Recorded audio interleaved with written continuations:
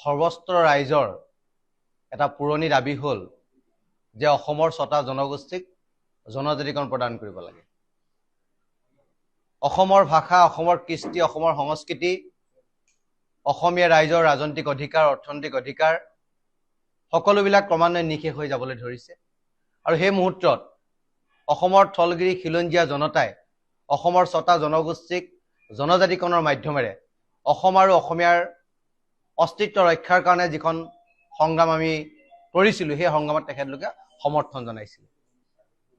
আৰু আমাৰ যি গণতান্ত্ৰিক আন্দোলন, আমাৰ যি সাংবিধানিক দাবী, আমাৰ যি বাস্তৱসন্মত যি দাবী, সেই দাবীৰ প্ৰতি সন্মান জনাই বিজেপি দলৰ চৰকাৰে আমাক কৈছিল যে অসমৰ ৬টা জনগোষ্ঠীক জনজাতিকৰণ দিয়াটো আমাৰ ফাৰ্ষ্ট প্ৰায়ৰিটি। আৰু অসমৰ ৬টা জনগোষ্ঠীক জনজাতিকৰণ প্ৰদান কৰি অসম আৰু অসমীয়াৰ অস্তিত্ব অনাদি অনন্তকালৰ কাৰণে অসমৰ ৰক্ষা কৰিম বুলি বিজেপি দলৰ চৰকাৰে আমাক কথা দিছিল। নিৰ্বাচনী ইস্তাহাৰত তেখেতলোকে এই কথা উল্লেখ কৰিছিল। আৰু যেতিয়া আমাক দিয়া কথা তেওঁলোকে নাৰাখিলে, তেতিয়া অসমৰ সৰ্বস্ত্ৰত এক প্ৰতিবাদৰ জোৱাৰ উঠিল। আৰু তেতিয়া অসমৰ মুখ্যমন্ত্ৰী হিমন্ত বিশ্ব শৰ্মা ডাঙৰীয়াই আমাক মাতি নি এটা কথা স্পষ্টভাৱে কৈছিল যে আমি ৬টা জনগোষ্ঠীক জনজাতিকৰণৰ মাধ্যমেৰে অসম আৰু অসমীয়াৰ ভৱিষ্যতটো আমি সুৰক্ষিত কৰিম। তেওঁ ৩টা কথা আমাক কৈছিল। প্ৰথম কথা যে সাংবিধানিক কিছুমান বাধা আছে, সেই বাধাবিলাক আঁতৰাব লাগিব। এখিনি মানুহৰ সন্দেহ আছে, ক্ষোভ আছে, এই সন্দেহ আৰু ক্ষোভ দূৰ কৰিব লাগিব। আৰু সকলোকে লগত লৈ সম্প্ৰীতি আৰু সমন্বয়েৰে যাতে আমি বসবাস কৰিব পাৰোঁ, তাৰ পৰিৱেশ ৰচনা কৰি অসমৰ ৬টা জনগোষ্ঠীক জনজাতিকৰণ দিয়াটো তেখেতলোকে কামনা কৰে আৰু সেই উদ্দেশ্যে তেখেতলোকে কাম কৰি যাম বুলি আমাক কথা দিছিল। আৰু কালি জুৱেল ৰাম ডাঙৰীয়া অসমলৈ আহিল আৰু তেখেতে ৬টা জনগোষ্ঠীক জনজাতিকৰণ কেতিয়া হ'ব, সাংবাদিকে সোধা প্ৰশ্নৰ উত্তৰত তেখেতে সুদুত্তৰ অসমীয়া ৰাইজক দি থৈ যাব নোৱাৰিলে, ৬ জনগোষ্ঠীৰ ৰাইজক দি থৈ যাব নোৱাৰিলে।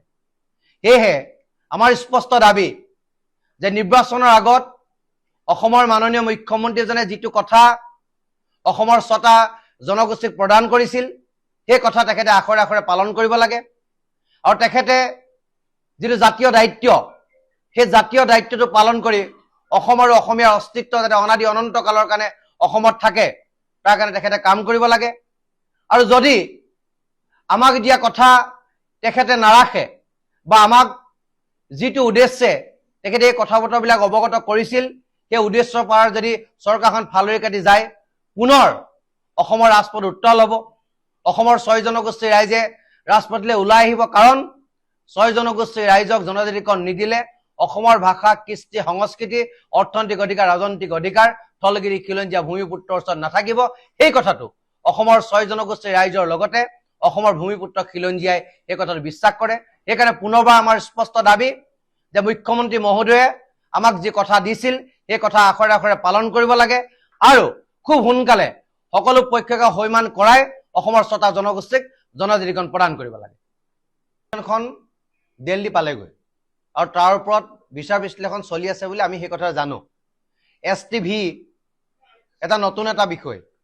STV হলে কি হ'ব, আমি কেনেদৰে তাৰ পৰা উপকৃত হ'ম, এই কথা বতৰাবিলাকৰ ওপৰতো আমি লিখিতভাৱে চৰকাৰক জনাইছো যে STV পালে আমাৰ ৰাজনৈতিক অধিকাৰ থাকিব নাথাকে, অৰ্থনৈতিক অধিকাৰ থাকিব নাথাকে, ভূমি অধিকাৰ আমাৰ ওচৰত থাকিব নাথাকে, কথাবিলাক গোটেই সন্নিৱিষ্ট হৈ আছে নে নাই, তাৰ ওপৰত আমি বিচাৰ বিশ্লেষণ কৰিছিলোঁ। আৰু আমাৰ প্ৰতিবেদনো অসম চৰকাৰৰ ওচৰত দিয়া আছে। আৰু চৰকাৰে আমাক কথা দিছে যে খুব সোনকালে অসমৰ ৬টা জনগোষ্ঠীক জনজাতিকৰণ প্ৰদান কৰিম বুলি আমাক যিহেতু কথা দিছিল, এতিয়া বৰ্ষাকালীন অধিৱেশনত জনজাতিকৰণৰ বিষয়টো উঠেন্তে সেইটো ডাঙৰ কথা নহয়, কিন্তু অসমৰ ৬টা জনগোষ্ঠীক সোনকালে যে জনজাতিকৰণ দিব লাগে, সেই কথাটো আমাৰ ফালৰ পৰা স্পষ্টভাৱে বাৰ্তা দিছো।